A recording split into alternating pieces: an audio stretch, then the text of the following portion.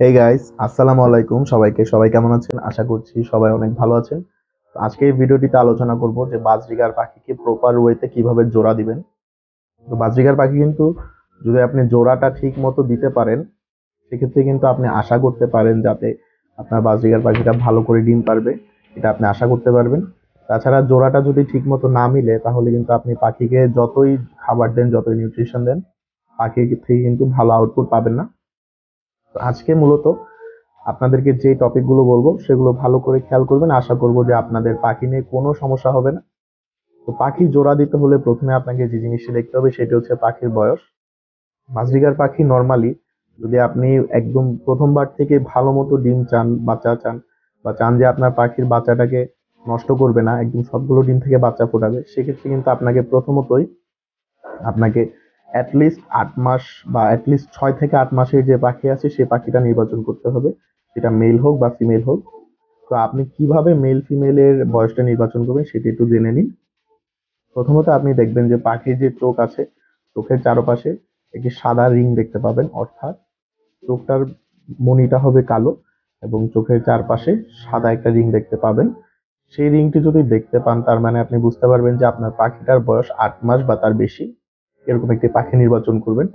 তারপর আমাদেরকে চিহ্নিত করতে হবে যে আসলে মেল পাখি আর ফিমেল পাখি ঠিক আছে কিনা বা ব্রিডিং মোডে আছে কিনা, সেটি দেখার জন্য অবশ্যই মেল পাখির ক্ষেত্রে আপনি দেখবেন, সেক্ষেত্রে আপনারা দেখবেন যে ফিমেল পাখিটির নাক হচ্ছে গাঢ় বাদামি বা মাটি কালার থাকবে এবং মেল পাখিটির নাক হচ্ছে গাঢ় নীল থাকতে হবে। এটা দেখলে আপনি বুঝতে পারবেন যে পাখিটি ফুল ব্রিডিং মোডে আছে। আর অনেক সময় দেখা যায় যে দুইটি নাক গোলাপি বা নীল এরকম টাইপের যদি আপনি দেখতে পান, মানে নীল বলতে হালকা নীল, হালকা বেগুনি এরকম টাইপের যদি দেখতে চান, কিনবেন না পাখি। পাখি যেটা কিনবেন সেটা হচ্ছে রানিং পাখি। যদি বলে সেক্ষেত্রে অবশ্যই বাদামি মাটি কালার হতে হবে। অন্য কোনো কালার থাকলে সেটি ফুল ব্রিডিং মোডে নেই। অনেক সময় সাদা কালার থাকে, সাদা কালার থাকলেও সেটা নেওয়ার দরকার নাই, কারণ ওই পাখি ব্রিডিং মোডে এসে ডিম দিতে আরো কিছুটা সময় লাগতে পারে। তো এই প্রসেস গুলো যদি আপনি ফলো করেন, তারপর আপনি দুইটা পাখি কিনলেন। পাখি কেনার পর প্রথমেই কিন্তু দুইটি অচেনা পাখিকে জোড়াতে, মানে একসাথে দেয়া যাবে না। প্রথমে একটি 12x18 অর্থাৎ 12 ইঞ্চি বাই 18 ইঞ্চির একটি খাঁচা কিনবেন। খাঁচাতে একটি গাছের ডাল দিবেন। অবশ্যই কোনো প্লাস্টিকের পাইপ বা এগুলো দেওয়া যাবে না, ডিরেক্ট একটি গাছের ডাল বা বাঁশের কঞ্চি দিবেন। কঞ্চিটা দেওয়ার পর যদি সম্ভব হয় দুটি খাঁচা রাখবেন পাশাপাশি, দুটি খাঁচায় দুটি পাখিকে আলাদা আলাদা কিছু সময়ের জন্য রেখে দিবেন। আর যদি দুটি খাঁচা আপনার কাছে না থাকে, তাহলে একটি খাঁচাতে দুটি পাখিকে রাখবেন। এক্ষেত্রে কিন্তু অনেক সময় আপনারা ভয় পান যে পাখিগুলো মারামারি করছে বা একটি আরেকটিকে আক্রমণ করছে। কিন্তু এই আক্রমণটা যদি খুব সিভিয়ার পর্যায়ে বা খুব সাংঘাতিক পর্যায়ে না যায়, তাহলে আপনার ভয়ের কোনো কারণ নেই। কারণ হচ্ছে যে একটু মারামারি করতেই পারে, মেল পাখিটা একটু অ্যাগ্রেসিভ হতেই পারে, এটা কোনো বিষয় না।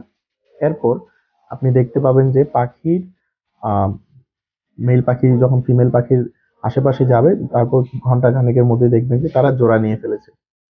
এরপর থেকে কিন্তু আপনি জোড়াটা নেয়ার পর দেখবেন যে পাখি একে অপরকে খাইয়ে দিচ্ছে, এরকম করে 6-7 দিন যেতে থাকবে। এটা হলো পাখি জোড়া নেয়ার।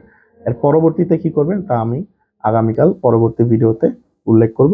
তো ভিডিওটি দেখার আমন্ত্রণ জানিয়ে আজকের জন্য এতটুকুতেই শেষ করছি। ধন্যবাদ সবাইকে। আল্লাহ হাফেজ।